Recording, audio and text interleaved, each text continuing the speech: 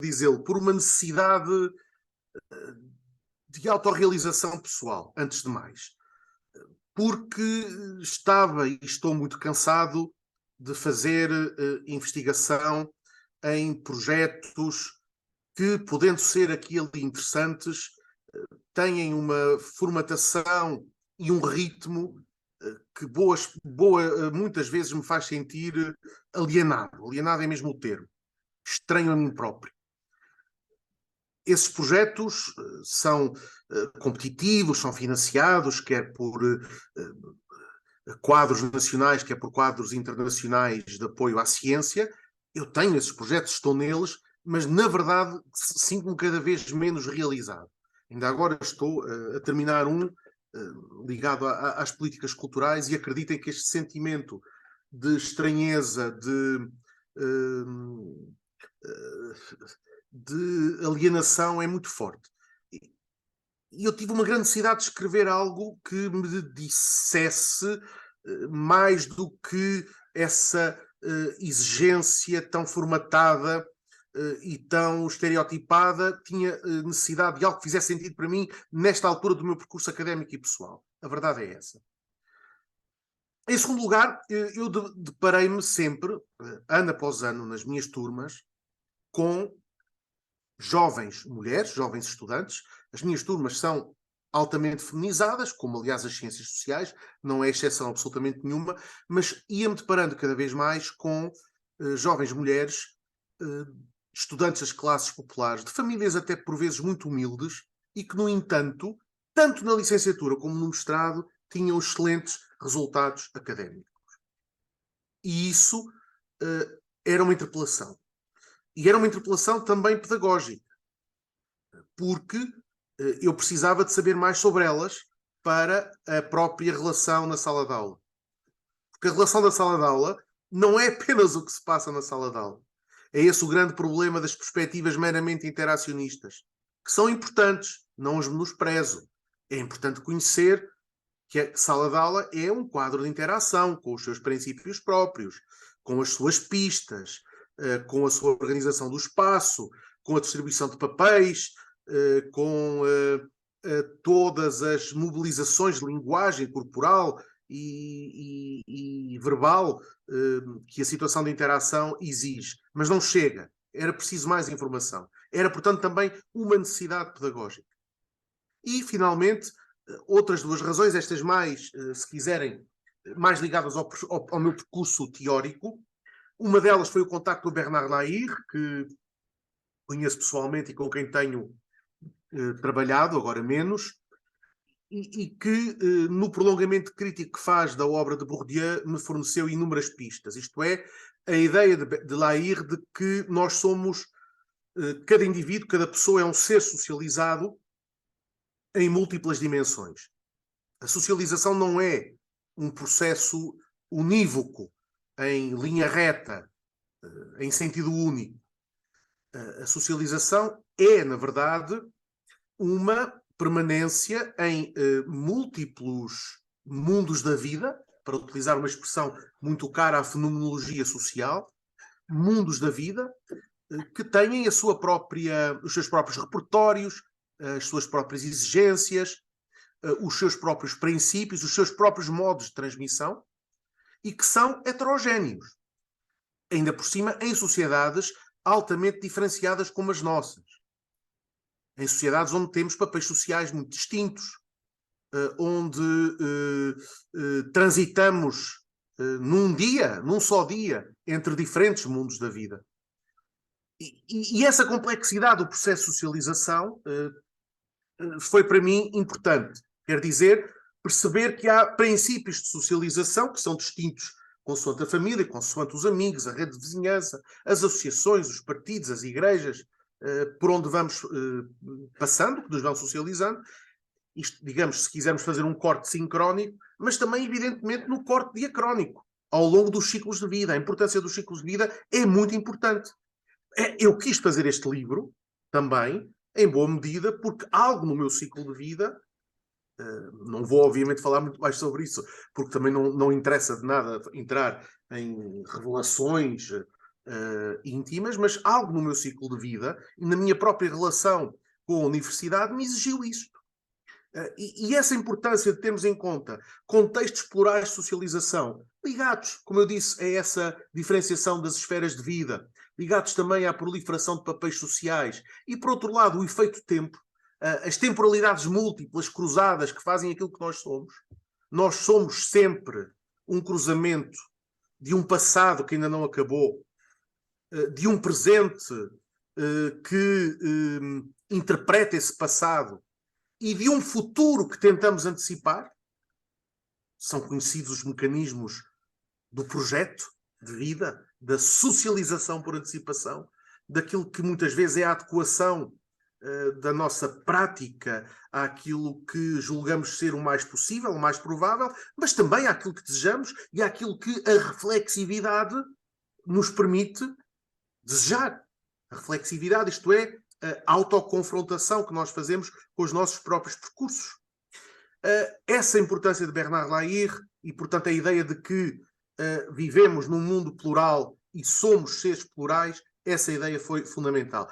Uma outra ainda, que tem a ver com o meu percurso académico, e que foi a minha colaboração com o António Firmino da Costa, a quem muito devo, e em particular num projeto que se chamou Os Estudantes e os seus Trajetos no Ensino Superior, em que nós utilizamos várias escalas de observação para tentar perceber o fenómeno do insucesso. Uma escala estrutural, enfim, das desigualdades estruturais de classe, de género, de etnia, uma escala institucional, meso, portanto, isto é, o funcionamento das próprias instituições de ensino superior, políticas educativas, etc., e uma escala micro, a escala dos indivíduos. E aqui é muito importante dizer isto, dos indivíduos enquanto seres que são socialmente produzidos. Isto é, este exercício de sociologia à escala individual, que é o que eu proponho no Elas, parte não do pressuposto de um indivíduo desgarrado, autónomo, possuidor de uma espécie de livre-arbítrio que o torna um demiurgo de si mesmo. Não, nada disso.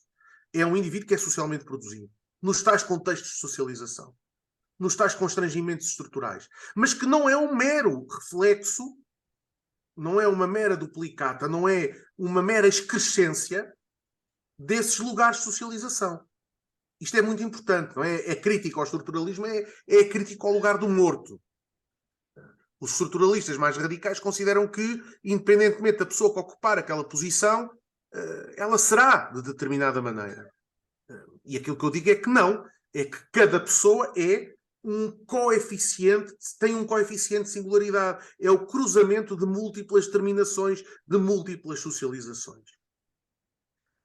E então, convidei várias estudantes, 6 estudantes, a Madalena, tenho aqui esta frase recolhida das entrevistas, a Elisa, claro que são nomes antropológicos, a Marta, a Cristina, a Filipa e, finalmente, a Maria, 6 estudantes que tinham em comum serem minhas estudantes de mestrado e já terem sido minhas estudantes na licenciatura, serem provenientes das classes populares, isto é, de famílias proletárias ou de campesinato parcial, por vezes agricultura e indústria, ou agricultura e serviços, muitas delas com pais imigrados também, pelo menos um dos progenitores, vivendo na área metropolitana do Porto ou em meio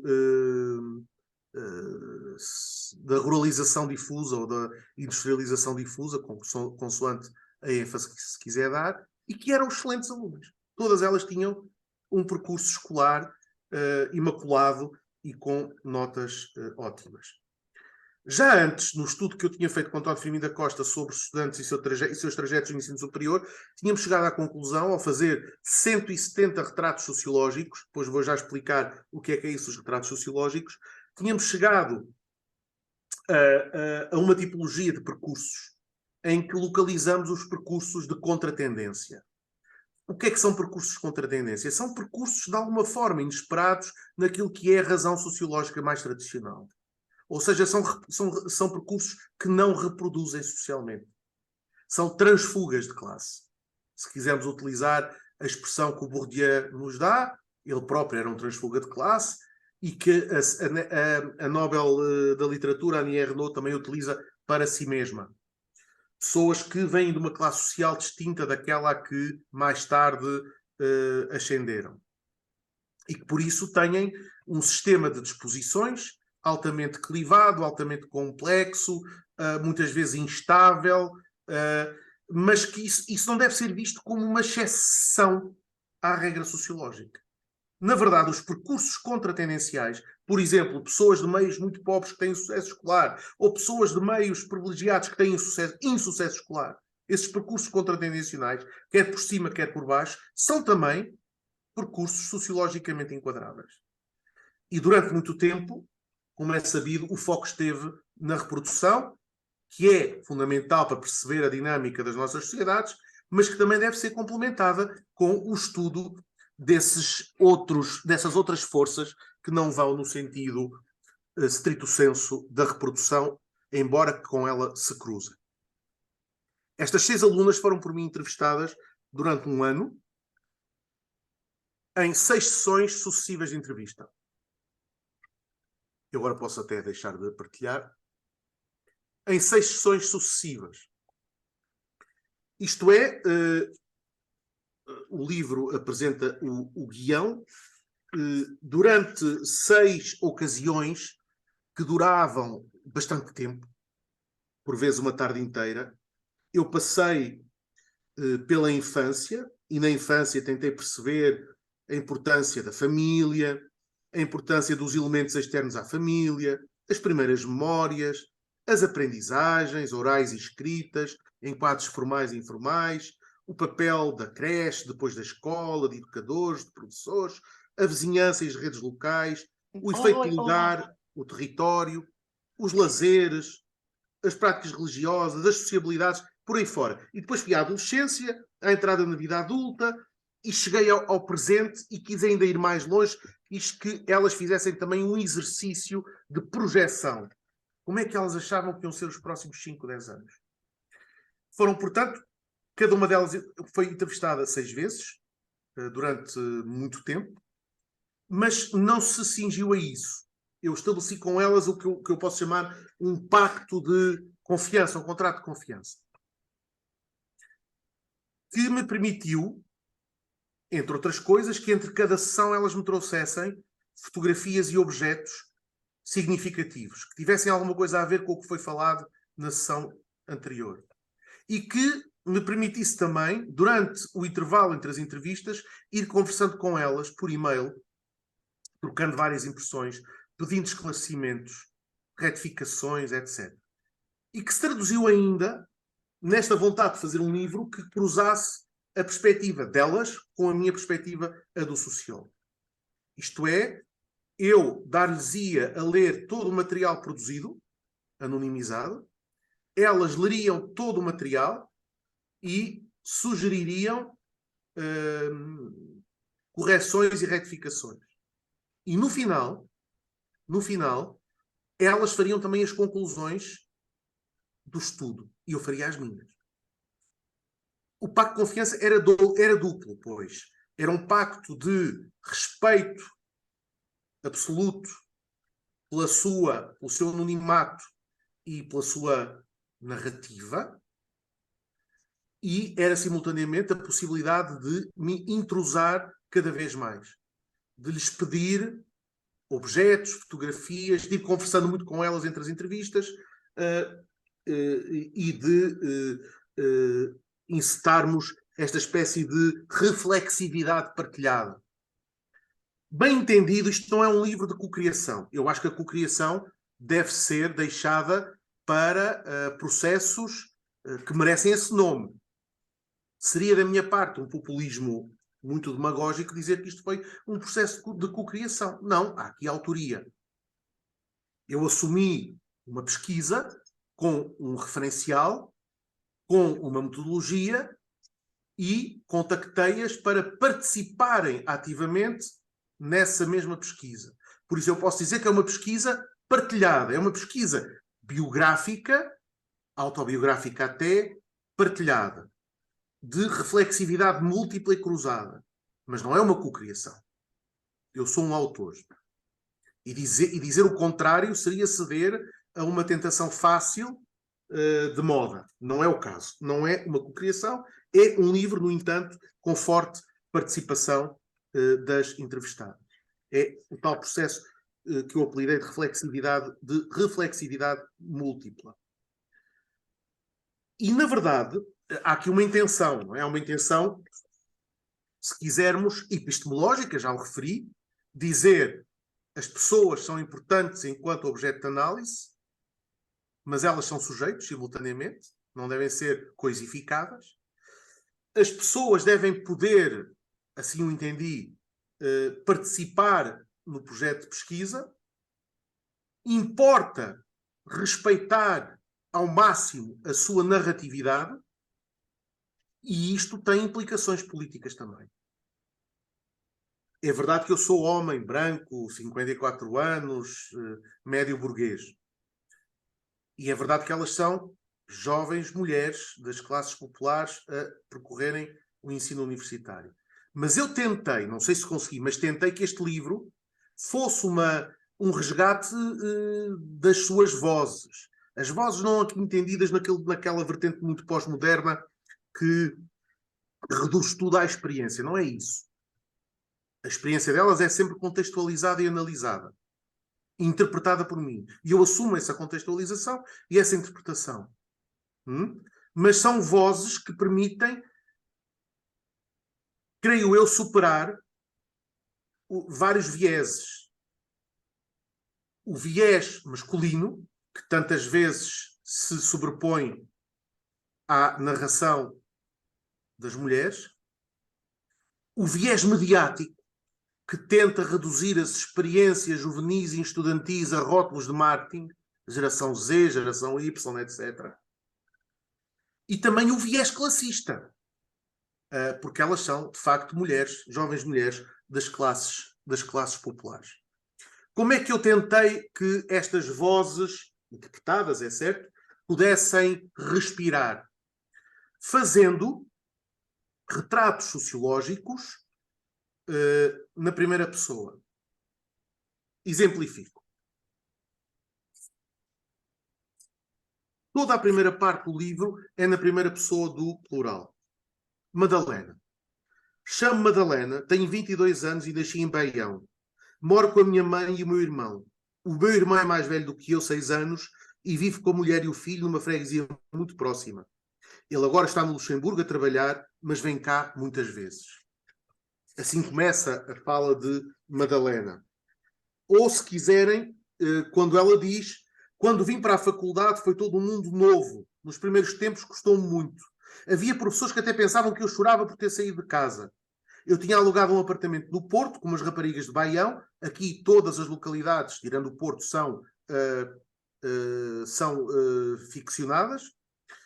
Aquilo não correu muito bem, houve os desentendimentos e, a dada altura, senti que era hóspede da minha própria casa. Ou então, quando ela fala da praxe, eu tirei, a certa altura, o que é que são, quando chegou a minha vez na praxe, fui com uma colega e os rapazes disseram: o que é que são capazes de fazer pelo curso? Eu disse: quase tudo. Então tira a camisola. Eu tirei o blusão, tirei as sapatilhas, tirei as meias, não tirei mais. Recusei-me. Pediram para tirar o sutiã e eu comecei a ficar toda atrapalhada porque tinha acabado de chegar ao Porto, não estava habituada às pessoas, não estava a perceber nada. Vejo a minha colega do lado a tirar o sutiã por dentro da roupa e eles: vês como estás a ser injusta? A tua colega está a fazer isto e tu nem és capaz de fazer o mesmo. Comecei a chorar e eles pararam a atividade. Toda esta parte, que é pungente por vezes, é na primeira pessoa. Isto é, eu reconstruí, através das entrevistas e da sua transcrição, uma espécie de narração autobiográfica. No fundo, provoquei uma narração autobiográfica e construía, claro que ela é construída. Ela não é o peixe vivo, como se costuma dizer, ela não é a coisa em si. Ela é filtrada pela edição que eu fiz da transcrição. Mas atenção, a meu favor digo, tudo isto passou por elas. Elas leram, corrigiram, retificaram tudo. Isso eu posso dizer a meu favor. E recuperei um pouco aquela ideia utilizada por um antropólogo conhecido, dos anos 40 do século passado, o Oscar Lewis, quando escreveu Os Filhos de Sanchez, quando fez um livro na altura revolucionário, porque basicamente tinha apenas um pequeno capítulo introdutório com uma noção, pouco desenvolvida, aliás, e muito polémica, a noção de cultura da pobreza, e depois todo o livro eram as narrações, na primeira pessoa, do Sanchez e da sua família. E era um livro sobre famílias pobres na cidade do México. Eu inspirei-me nisso, mas evidentemente quis acrescentar a minha própria interpretação, e por isso o livro tem várias partes. Uma parte são elas a falar na primeira pessoa, outra parte sou eu a interpretar essas mesmas falas e essas mesmas narrações. Por exemplo, quando, deixem-me dar 2 ou 3 exemplos dessa minha interpretação, quando eu consigo perceber, a certa altura, porque é que os percursos escolares destas jovens mulheres das classes populares tiveram sucesso. Tiveram sucesso por uma multiplicidade de fatores. Desde logo porque tiveram famílias focadas na educação. Famílias que não tinham recursos escolares, famílias que tinham poucos recursos económicos, mas tinham uma ideia bastante nítida de projeto escolar. A educação era uma forma de mobilidade social. Estamos a falar de uma certa fração das classes populares. Uma fração que acredita na escola. Não eram capazes de dar explicações às filhas, mas compravam-nos livros e, sempre que possível, um computador. E tentavam organizar-lhes o cotidiano de forma a que fosse favorável. Nem sempre isso era fácil. Madalena, por exemplo, a mãe trabalhava aos meios-dias. O que é que eram os meios-dias? Meio-dia passado no campo. E levava, desde pequenina. Não foi nada fácil também para Cristina, que tinha uma mãe esquizofrénica, que durante os primeiros anos, até ao início da adolescência, a trancava em casa. Ela apenas conseguia ir à escola. E tornou-se tão retraída e tão tímida que, sendo violentada, batida pela mãe, não era capaz de o dizer. O pai sabia, e quando chegava o pai a casa, era uma libertação. Mas o pai achava, tal como toda a família, que a mãe estava possuída pelo demónio, ou pelos demónios, ou por uma qualquer encarnação maléfica, e portanto levaram-na às bruxas.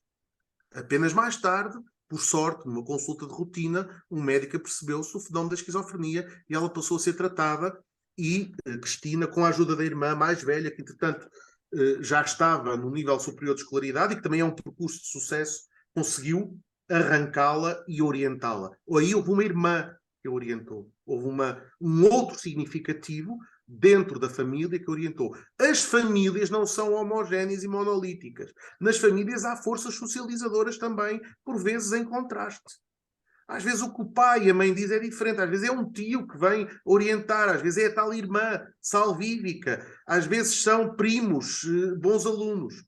Mas a verdade é que, em geral, estas famílias estavam focadas na escolaridade. E propiciaram também algo muito importante para estas jovens. Aquilo que a Virginia Woolf disse num célebre livro. Um quarto para si. Isto é, são jovens que, apesar das dificuldades, conseguiram ter casas decentes e um quarto para si. Um quarto que, tendo mobílias relativamente modestas, muitas vezes compradas em terceira mão ou herdadas de outras gerações, era o seu quarto, onde elas podiam decorá-lo à vontade, onde podiam prolongar a construção da sua subjetividade, em particular na fase final da infância e do início da adolescência, onde conseguiam depois ter um computador ou oferecido pela escola, ou depois já comprado pelos pais, onde tinham os seus livros, onde tinham um espaço de autonomia. Famílias focadas na educação com determinados recursos. Amigos focados na educação. Isto é, a certa altura, as famílias e elas próprias, e isso não era inocente, começaram a sociabilizar de uma forma mais seletiva com aqueles estudantes que, mesmo sendo das classes populares, tinham método de estudo e tinham já alguns resultados escolares e estudavam em grupo. E estudavam onde? Estudavam em escolas que tinham bibliotecas relativamente bem apetrechadas, com professores bibliotecários que eram mais do que meros arquivistas de livros e que tentavam incutir o gosto pelo estudo e o gosto pela leitura. E é claro que surgiram professores, alguns professores, que tiveram um papel decisivo também. Houve aqui aquilo que eu chamo a confluência de três efeitos. O efeito professor, em alguns casos foi muito importante. Um efeito escola, eram escolas por onde elas passaram bem organizadas, bem administradas e com recursos simpáticos. E um efeito Estado de Providência, o nosso Estado Social, que lhes deu bolsas, que lhes deu apoio social, que lhes deu manuais gratuitos, que lhes deu alimentação, transporte e que lhes permitiu, portanto, algum conforto económico que a família não conseguia dar. Isto resulta da interpretação que eu faço. Evidentemente, não foram elas que me disseram isto. Este é um exemplo do que eu chamo interpretar, não é? Ou, se quiserem também, tudo aquilo que nelas reenvia para um questionamento da ordem familiar tradicional. Elas, mesmo Cristina, que vivia naquela situação horrível que eu vos contei, elas desde cedo aprenderam a negociar o seu lugar na família. Tendo, na maior parte das vezes, as mães como aliadas, mas por vezes também os pais. Há 2 casos em particular em que os pais não só já dividem tarefas, como, inclusivamente, até participam na educação sexual das filhas. Mas em todas estas casas está-se já a assistir a um fenómeno de destradicionalização familiar, de pluralidade de modelos e de referências, e de uma certa democratização e em que as famílias aparecem como microesferas públicas onde é possível questionar, onde é possível colocar em causa uma autoridade que era estatutária, onde é possível referir certos assuntos. É muito curioso analisar como, a certa altura, as questões de género entram no cotidiano das conversas. E como, a certa altura, também o que vai sendo aprendido na escola, na sociologia também, na chegada à universidade, mas já antes disso, é levado para a discussão. Todas elas consideram-se favoráveis à igualdade de género.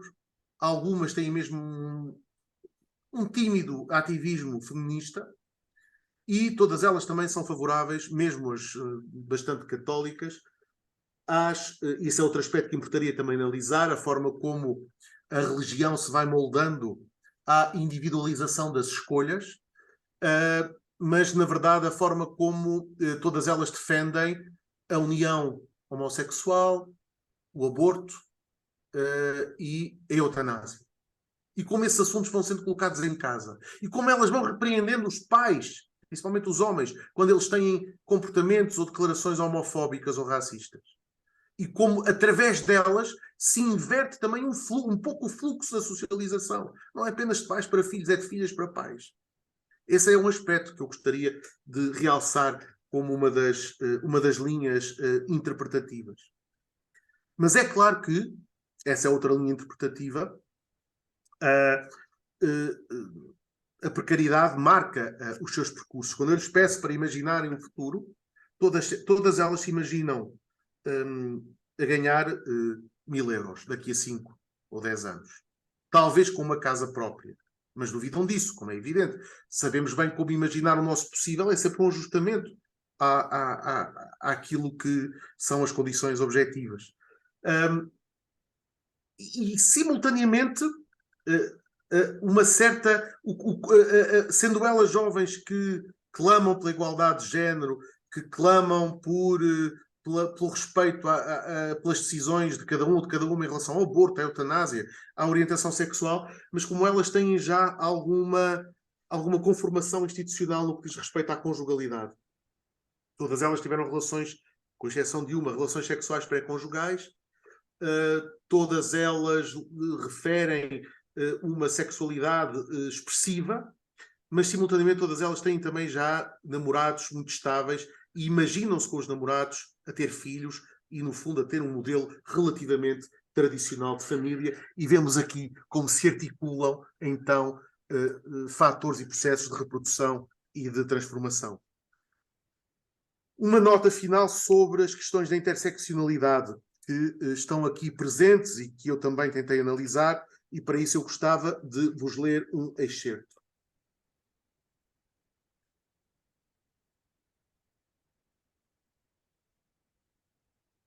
Peço-vos desculpa, deixem-me só encontrar esse excerto.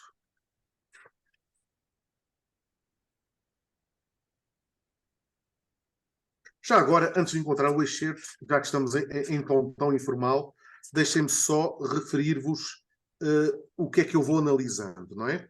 Como vos disse, a primeira parte do livro são elas a falar na primeira pessoa.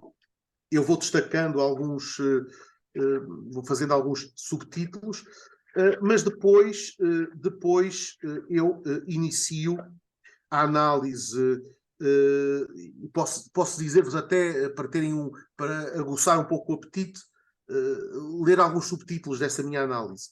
Estas famílias, origens populares, a ordem familiar, diferentes configurações,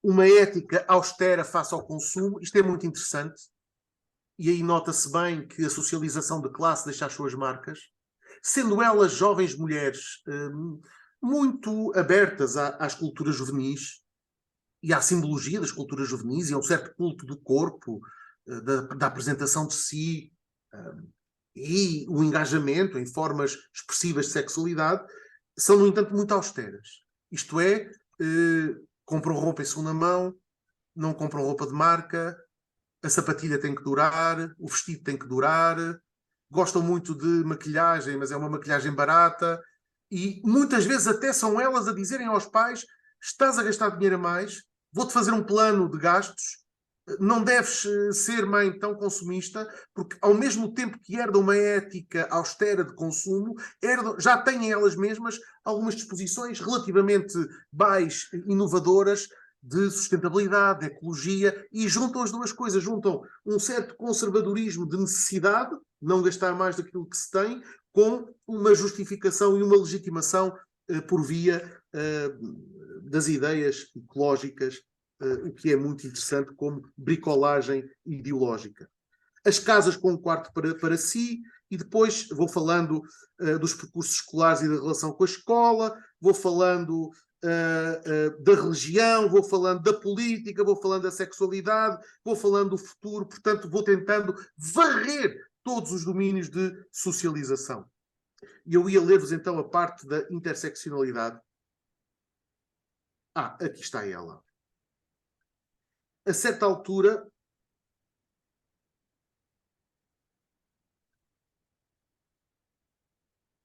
Madalena diz o seguinte: lá na minha terra, se uma pessoa tiver poucas posses, é do conhecimento público. Só falta sair no jornal. Porque toda a gente sabe. E a minha família é humilde, é muito humilde. É só olhar para os meus pais. Os meus pais não são pessoas humildes. Se tivermos dinheiro para isto, é isto. Se não, fica, não gastamos. Não vamos estar cá com coisas. Ora, uma vez ao ir à casa da minha cunhada, na verdade não é cunhada, é irmã do namorado, a avó, sabe, é uma daquelas tradicionais. E houve uma situação de que eu não gostei nada. Estávamos a comer e a minha cunhada sujou a camisola. E então a avó diz-me: Madalena, levanta-te, vai buscar um pano e limpa a camisola à tua cunhada. E eu fiquei: não, isto não pode estar a acontecer. E aí eu comecei a reparar que alguma coisa não estava bem.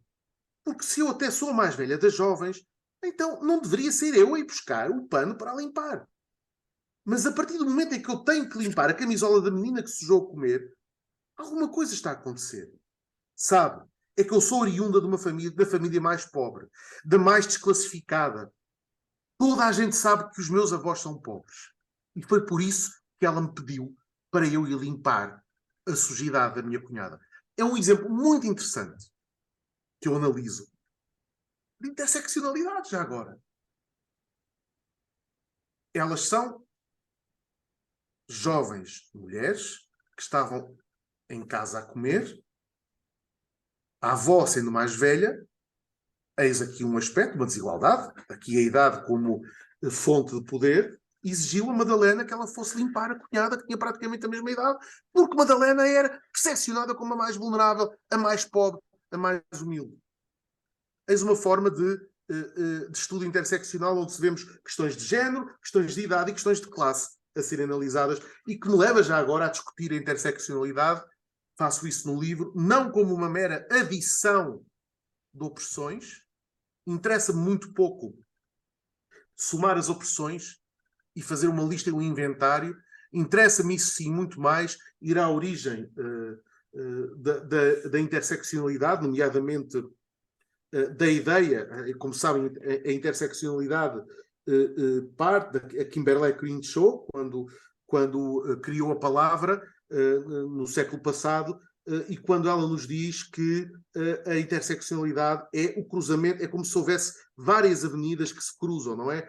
Quando ela diz que as mulheres podem ter problemas e vulnerabilidades específicos e que, diz ela, utilizando uma metáfora de interseção, faremos uma analogia em que os vários eixos de poder, isto é, a raça, a etnia, a género e a classe, constituem as avenidas que estruturam os terrenos sociais, económicos e políticos. Avenidas que se cruzam. Isto é que é interessante, a meu ver, na interseccionalidade. Não é somar opressões, é ver como é que as diferentes desigualdades interagem, se cruzam, contribuindo, evidentemente, para um sistema de dominação que é holístico. E não fazendo análises que são tantas vezes redutoras e parciais. Enfim, creio que já falei demasiado. Eu terminaria como termina o meu livro, não é? E é com a ideia de que... Vou ler-vos a forma como termina o livro. É também uma maneira de fazer uma homenagem ao meu cansaço a esta hora do dia. Eu digo o seguinte, porque a certa altura eu constato que, apesar de todas estas linhas de mudança, estas jovens não são jovens ativistas, não são jovens com uma particular consciência política, não têm um engajamento. Mas, a certa altura, digo eu, não pode o sociólogo que escreve estas linhas ceder à tentação narcísica de se projetar nas interlocutoras que permitiram esta reflexão, tentando, à força, forjar-lhes disposições e identidades no papel. E eu creio que nós, às vezes, fazemos isso. Caímos nessa tentação. Caímos na tentação de construir identidades no papel, disposições sociais no papel. Não são estas jovens ativistas ou militantes sistemáticas de causas públicas. Nem sempre sabem como se identificar politicamente. Os seus envolvimentos progressistas resultarão, por vezes, de movimentos de institucionalização e de normalização de atitudes de tolerância face à diferença, que já são hoje muito comuns na nossa sociedade, e elas bebem disso também. Contudo, em cada caso, há pistas suficientes para se experimentarem trilhos de mudança social. E depois acrescento, isto para mim é muito importante, não é meramente retórica. A vida é delas, bem como a forma de a contar, que é um outro modo de viver. E depois cito uma canção francesa que gosto muito, que se chama As Pessoas que Duvidam. Porque há algo que eu tento fazer neste livro, que é resgatar a estética nossa de todos os dias. E por isso é que eu tenho tanta curiosidade em saber como é que os quartos delas estão decorados, que símbolos é que utilizam, de que é que gostam, o que é que fazem uso no cotidiano, os rituais. Por exemplo, faço uma descrição das idas a Fátima, faço uma descrição das idas aos jogos de futebol, que uma delas conta. Tudo isso para mim é muito importante. A estética banal, a estética nossa de todos os dias, e não apenas a estética da distinção e da burguesia ou das classes dominantes. Porquê? Porque eu acho que é importante percebermos o que diz esta canção. E é isto. Eu gosto de pessoas que duvidam. Pessoas que ouvem demasiado o seu coração balançar. Gosto de pessoas que dizem e se contradizem sem se denunciarem a si mesmas. Gosto de pessoas que tremem, que por vezes não parecem ser capazes de julgar. Gosto de pessoas que estão metade no seu lugar e metade fora. Gosto da sua pequena canção. E talvez tenha sido isso que eu tenha tentado fazer uma homenagem a essa pequena canção, porque eu também tremo às vezes e me divido. Muito obrigado.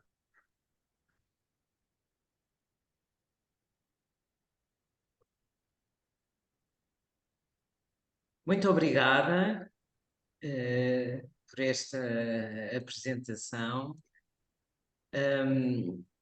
Temos aqui, provavelmente vamos ter, eu passava agora aí a palavra à colega para tentar ver se temos... Estou ali a ver a Alcina também. Olá, Alcina, como estás?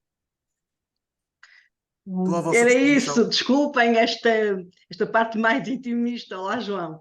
Se puder começar por mim, é para dizer que é um privilégio. Há imenso tempo que o António me tinha falado do teu livro, que eu já li, acabou por não ser no Porto e ser em Lisboa, mas dizer que é um prazer enorme voltar a estar contigo, nem que seja online.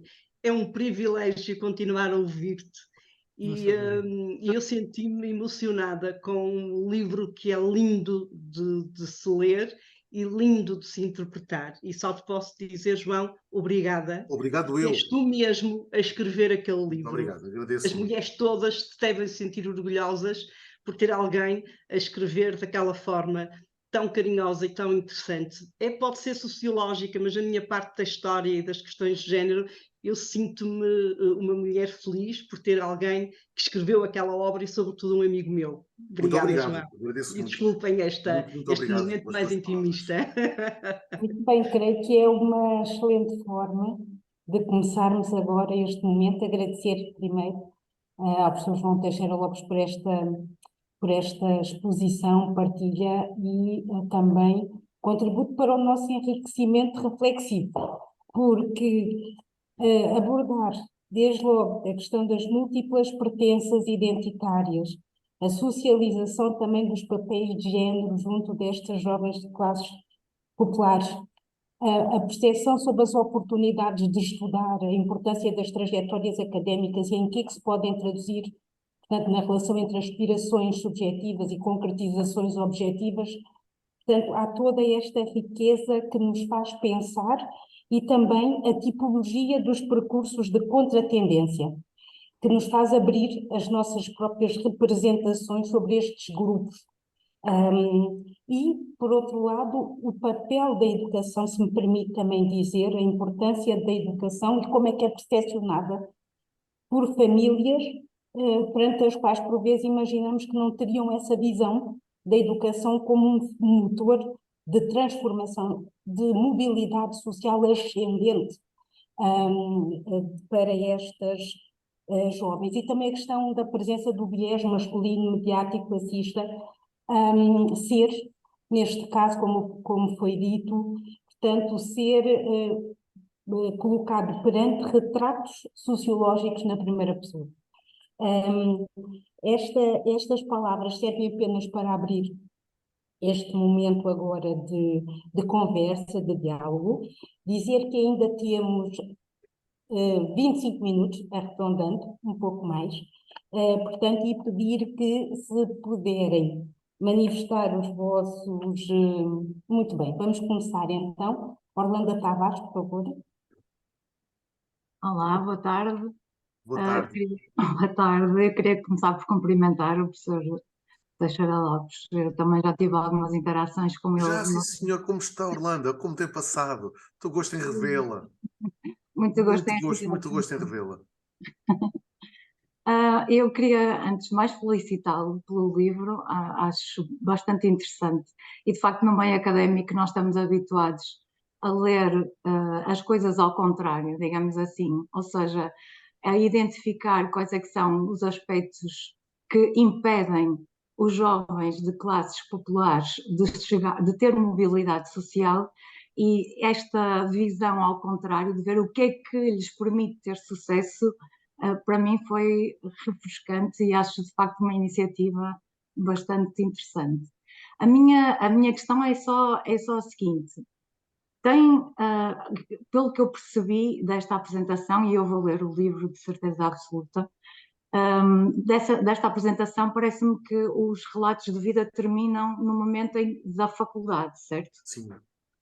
Certo. A minha pergunta é se também não estará nos seus planos fazer um livro 2 que acompanhe estas jovens no mercado de trabalho, para ver até que ponto, eventualmente, é que algumas redes informais destas jovens lhes permite um acesso ao mercado de trabalho, ou seja, ver agora também as coisas do outro ponto de vista, ou seja, quando elas vão para o mercado de trabalho, o que é que lhes permite também ter sucesso nesse mercado de trabalho? Não sei se está nos planos ou não, era essa a questão que eu tinha para lhe colocar. Obrigada, gostei muito da apresentação. Muito obrigado. Muito se mais alguém gostaria de colocar, partilhar ideias, reflexões, ou se não, passamos a palavra tanto à professora João Teixeira Lopes. Sim, sim, na verdade eu comprometi-me com elas no final do processo a daqui a 8, 10 anos fazer um novo estudo. Até porque eu lhes lancei no final o tal desafio de se imaginarem daqui a 8, 10 anos. E é extremamente tentador verificar se essa projeção se verifica ou não. E, portanto, sim, a resposta é mesmo essa. Eu quero mesmo fazer, daqui a 10 anos, uma revisitação. E já agora aproveito a sua questão, Orlando, para dizer o seguinte. Claro que eu há pouco não referi, claro que estas histórias não são estatisticamente representativas. Não é? Mas, como diz a minha amiga Magda Nico, socióloga também já estou um pouco cansado de estar sempre a pedir desculpa quando faço investigação qualitativa, não é?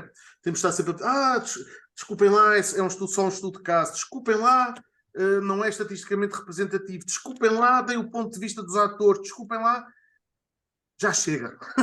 Isto é, nós já sabemos tudo isso e, no entanto, é possível fazer interpretações que não são tendências, que não são leis, que não são inferências estatísticas e que, no entanto, são formas de compreender, isto é, são formas metódicas, estruturadas, bem trabalhadas, de nos conseguirmos colocar no lugar do outro e de o compreender. É um exercício compreensivo. E a compreensão é extremamente rica e consegue trazer-nos elementos de delicadeza analítica que de outra forma não conseguiríamos, e por isso ainda bem que há estudos estatísticos, mas ainda bem que há também estudos que não o são.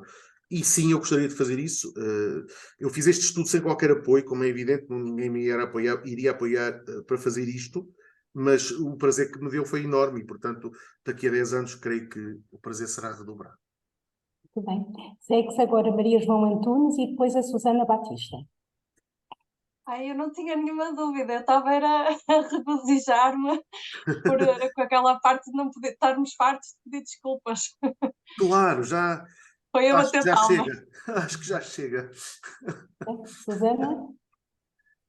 Sim, olá, até é uma coisa que eu penso muito, que é, nós temos cada vez mais que respeitar as diferentes inserções dos sociólogos, dos historiadores, dos psicólogos, dos cientistas da educação no campo. E temos perfis muito complementares, quer dizer, basta de tentarmos ter um monopólio do que quer que seja e basta de tentarmos criar guetos e clivagens desnecessárias. Eu acho que esse respeito, pronto, permitam falar da sociologia, esse respeito de um sociólogo plural ou de uma socióloga plural é fundamental para que consigamos avançar de uma vez por todas. Susana? Sim, olá, boa tarde. Obrigada Boa tarde. pela apresentação. Tenho só uma curiosidade. Com certeza. Eu sei que falou brevemente disso, mas tendo em conta que são todas alunas e que foram todas entrevistadas por si, que reflexão é que faz sobre esses momentos e se essa questão de género se colocou, como é que se colocou, se tentou entrevistar também outras alunas e se esta participação foi fácil de obter? Pronto, é uma curiosidade. Certo. Foi. Porquê é que foi fácil de obter? Porque todas elas foram minhas alunas durante... estavam no 4º ano, portanto, 3 anos de licenciatura, 1º ano de mestrado. Isto é, eu já as conhecia muito bem. Nenhuma delas foi minha orientanda de mestrado, que é também importante. E nós estabelecemos como uma das condições deste contrato de confiança, que foi um contrato muito trabalhado e muito transparente, que não iríamos falar de questões relacionadas com a docência e com, evidentemente, o cotidiano da faculdade. Ou seja, eu não queria ouvir falar do que é que elas pensavam de mim, nem dos meus colegas, nem das aulas, nem nada disso. Embora quisesse saber o que é que elas pensavam sobre a instituição, não é? E digamos, por exemplo, a questão da linguagem, que é um tema clássico na sociologia da educação, dos códigos e do confronto na chegada à universidade é muito analisado, até porque algumas delas referem que foram como que desprezadas inicialmente por terem um sotaque, uma dicção, uma modulação de voz regionalizada, não é? E isso foi bastante duro, essas pequenas humilhações do cotidiano. Mas sim, aqui o importante foi o contrato de confiança, não é? Foi elas saberem que a todo momento podiam desistir, foi elas saberem que a todo momento podiam retificar, foi elas saberem que podiam controlar o processo porque iriam escrever as suas próprias conclusões, não é? E, portanto, eu fiz tudo aquilo que elas me disseram para fazer. Estou a lembrar, às vezes eu pedi-lhes havia uma fotografia fantástica, posso partilhar isso convosco, uma fotografia que se tirava, e que não sei se ainda se tira, mas tirava-se há 20, 30 anos atrás, em meios pequenos, em meios rurais, em que a fotografia do telemóvel não estava generalizada, e a fotografia dos pais de uma delas, em que estão os dois, pessoas muito humildes, algo embaraçadas perante a fotografia, tentando ficar bem, e por detrás há um cenário paradisíaco, um cenário de férias paradisíacas. Portanto, a riqueza que traz esse contraste e a análise dessa fotografia seria magnífica, mas ela não quis que eu pusesse, eu não pus, obviamente, não é? Mas pus, por exemplo, o que me deixaram pôr: os cascos do Futebol Clube do Porto, as sapatilhas, os legos, os livros, e esse contrato de confiança era um contrato permanente. Então, esse controle que eu acho que elas tiveram sempre, e elas disseram que tiveram, e a verdade é que estiveram, com exceção de uma, estiveram todas presentes no lançamento, sem se identificarem, mas lá estavam elas, lá as vi, fiquei muito contente, até porque no lançamento houve uma dramatização, ou seja, alunas atuais leram os excertos selecionados por elas, leram e dramatizaram, e isso foi muito comovente, até porque eu sabia que elas estavam lá. A chave é o contrato de confiança e o controle que elas podem ter sobre os meios de narrativos. A ideia de se poder democratizar o acesso à memória, o acesso à narração e o acesso à edição, ao livro. O livro foi trabalhado realmente por elas até ao final e tem essa dupla. Eu não prescindo da minha análise, e elas não prescindiram da sua análise, das suas conclusões. E, como é evidente, nem sempre são coincidentes. Eu também acho que o autor, o sociólogo, não tem que... Quer dizer, o autor e o sociólogo pode discordar das interpretações que os atores sociais fazem sobre si mesmos. Até porque é suposto ele ter também informação que consegue cruzar. E contextos a que consegue chegar. E que sabemos bem, não é? Pelo menos desde Marx, que há relações sociais independentes da nossa vontade. E eu, como eu digo, eu não sou pós-moderno, e acho mesmo que isso é verdade. Mas também acho que é fundamental dignificar as pessoas, e, portanto, a dignificação aqui neste caso foi isso. Foi tentar, e aí eu acho que aquele capítulo do Bourdieu, o Compreender, é um capítulo majestoso. Tentar fazer uma comunicação não violenta. Tentar fazer uma comunicação em que metodicamente íamos trocando lugares e nos íamos colocando no lugar do outro. Tentar ser modificado de cada sessão de entrevista.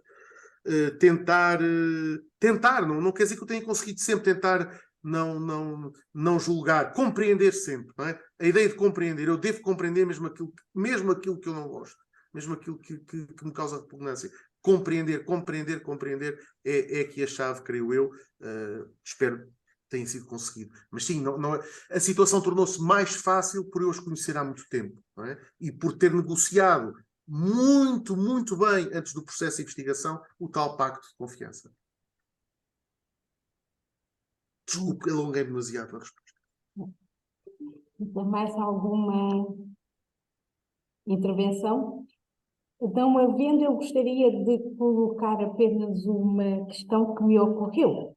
Se eventualmente em alguma parte das narrativas autobiográficas, se foi possível identificar algum tipo de comparação com as mulheres da própria família. Digo isto por causa da obra de Alain Touraine, do Mundo das Mulheres, em que referia que as mulheres não raras vezes comparam mais com as mulheres da própria família ou do seu grupo de socialização do que em relação aos homens.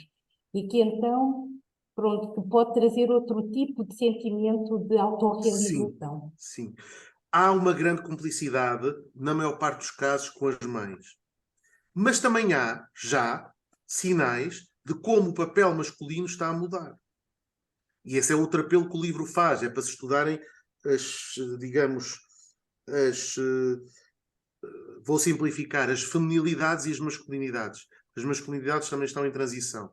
E é muito interessante ver como uma e outra, aqui e ali, falam com os pais sobre a sua sexualidade. E é interessante ver como, por exemplo, estas famílias são permissivas face à sexualidade antes do casamento, apesar de serem todas católicas.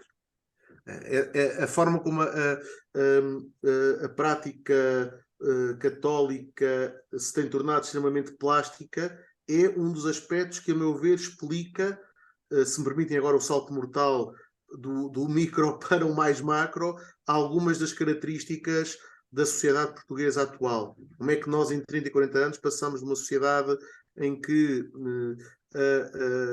ainda se regia pelo som dos sinos e pela campânula da Igreja, para uma sociedade em que, mantendo a identificação católica, se verifica a legalização da eutanásia, a legalização sem oposição, sem que a Igreja consiga mobilizar força social.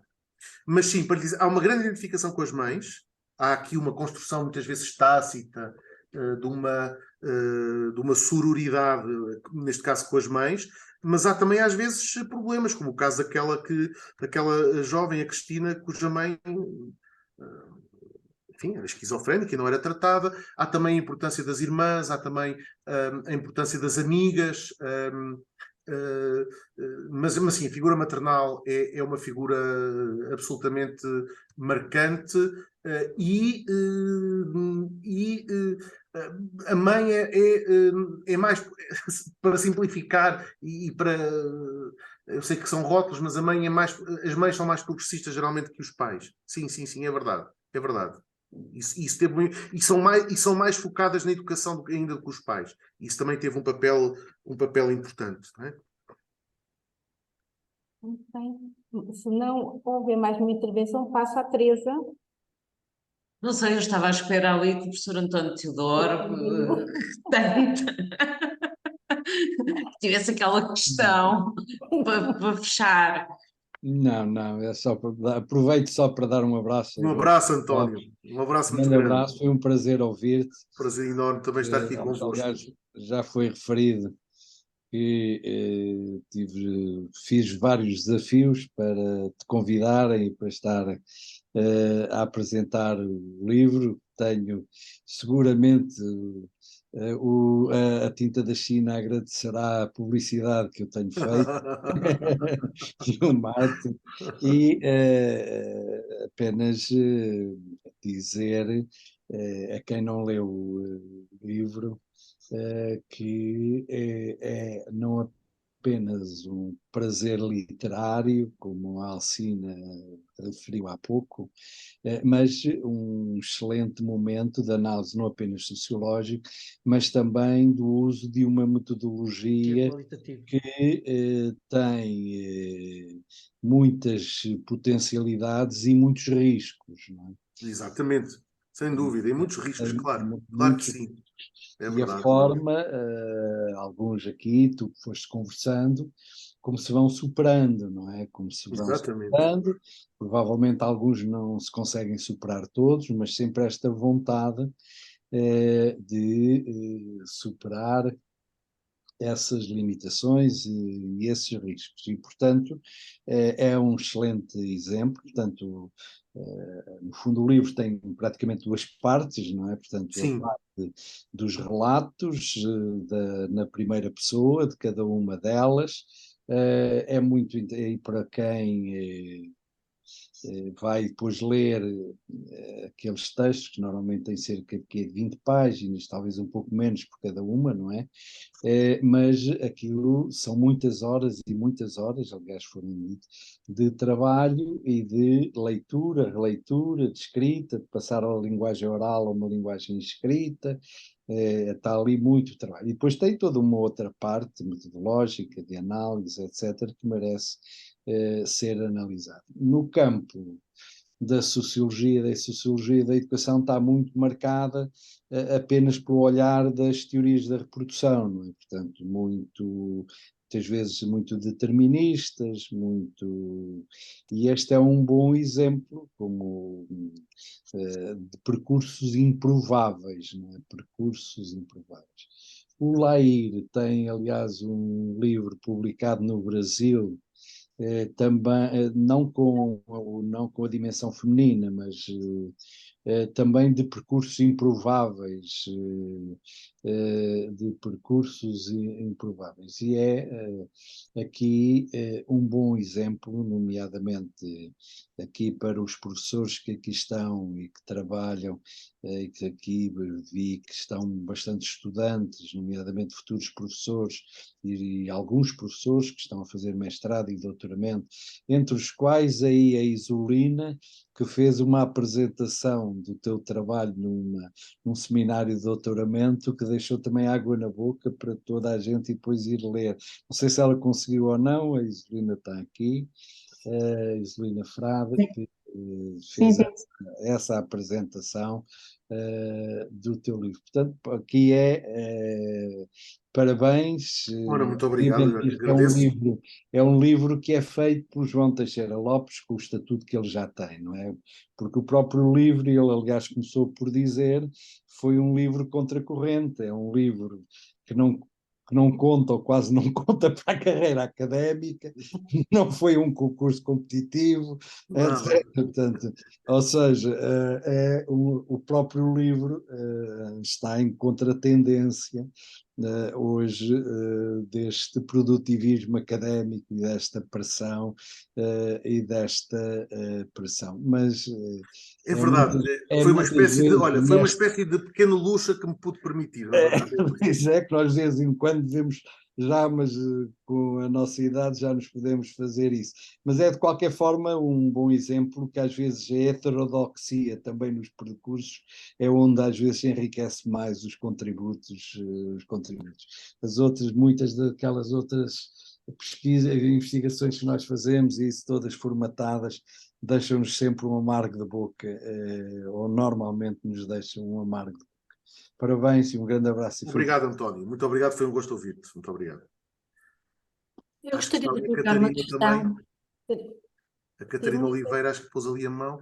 A Catarina Oliveira. A Catarina e a Joana Costa também, que estão a tentar. E a Joana também, sim. Sim, eu em nome da turma de mestrado em Educação Pré-Escolar e Ensino do primeiro ciclo, queria só agradecer desde já à professora Teresa Lopo o convite que nos fez para assistirmos a esta apresentação do livro do professor João Teixeira Lopes e dizer que nós aqui em turma gostámos muito, achámos muito interessante o tema abordado e por isso queríamos agradecer. Muito obrigado, Catarina, e um abraço aí a todos e todas também. Obrigada. Joana? Muito boa tarde a todos. Muito boa tarde. Boa tarde, professor João Teixeira Lopes. Antes de mais, eu gostaria de desejar os parabéns por este magnífico livro. Obrigado. Felizmente já tive a oportunidade de o ler, uma vez que me encontro a desenvolver uma tese de doutoramento na Universidade de Minho, e tive mesmo que revisitar esta obra que é uma referência no âmbito do meu estudo. Eu gostaria de colocar uma questão. Eu li o livro e senti, ao longo da leitura do mesmo, que existe aqui uma carga emocional muito forte, com relatos, com práticas, com experiências, com vivências, estamos a falar de pessoas, não é? Eu gostaria de questionar, há pouco disse que as entrevistas duravam tardes. É verdade, sim. Como é que o professor se sentia no final dessas tardes, com tanta partilha, com tanta informação? Sim, Como é que sim. geriu emocionalmente toda essa informação? Pois, essa parte não é fácil. Porquê é que não é fácil? Vamos lá ver. Isto coloca, aliás, coloca também a tónica em algo que o António Teodoro há pouco referiu, naquele cômputo entre potencialidades heurísticas e também riscos destas metodologias. No final, muitas vezes de cada conversa, mais que uma vez, elas diziam-me, professora, isto foi melhor do que uma consulta de psicologia. E eu ficava absolutamente embaraçado. Não é? Primeiro porque sou sociólogo, não sou psicólogo, e segundo porque não havia de maneira nenhuma qualquer propósito, digamos, terapêutico nas conversas que nós íamos forjando. No entanto, importa também dizer que é inevitável que isso possa acontecer. É inevitável que eu me emocione, é inevitável que elas se possam ter sentido às vezes aliviadas por me contarem, por partilharem, ou até incomodadas, como também aconteceu, porque abordaram temas difíceis de tratar, ou seja, não raras vezes choraram, porque há episódios muito pungentes, muito difíceis.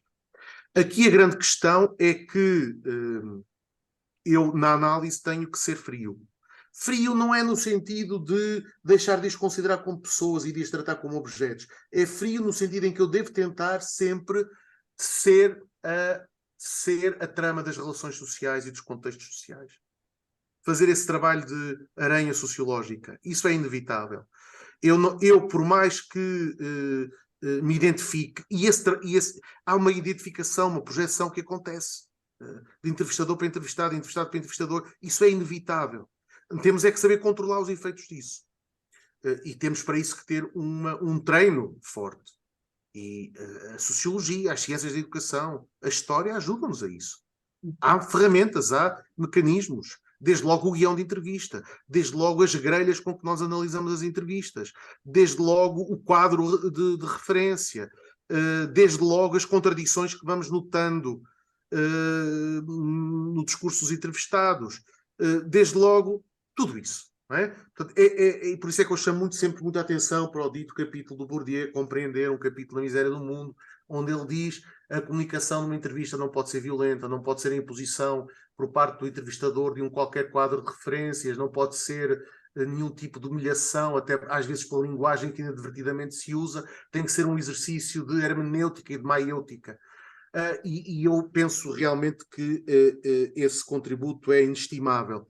E por isso, por mais emoção que tenha havido de parte a parte, havia sempre aquele momento de análise em que ele lá ia tentando ser a trama das relações sociais, a trama dos contextos, que muitas vezes não estavam na consciência das próprias entrevistadas, e com as quais eu não sei sequer se elas concordariam. Certamente que de algumas dimensões da análise elas não concordaram, mas eu não podia também cair, como eu disse, nessa tentação pós-moderna de dissolver a minha autoria ou dissolver o meu papel de investigador. Ele continua lá bem marcado. Eu sou um sociólogo que tenta interpretar e que tenta compreender. Não é?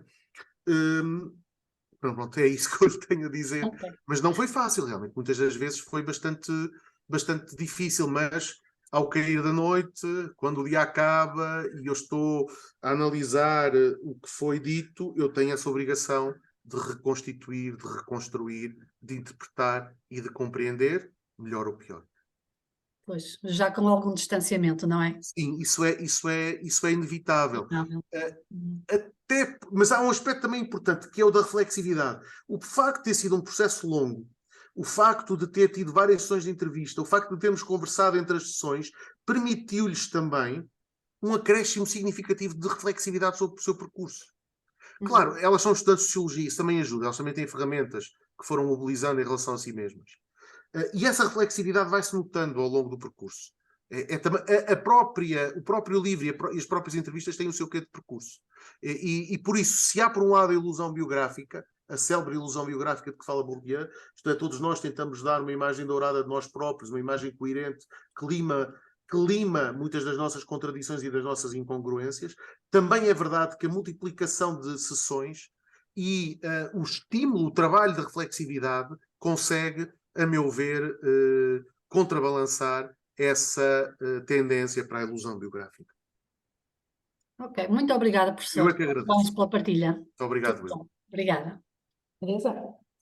Bom, vamos ter que terminar porque tínhamos aqui também um compromisso com os colegas que cederam as suas turmas para nos ouvirem, que tínhamos que terminar às 5h30, portanto, e para eles poderem continuar, sei que pelo menos uma das sessões era de pensamento matemático, portanto,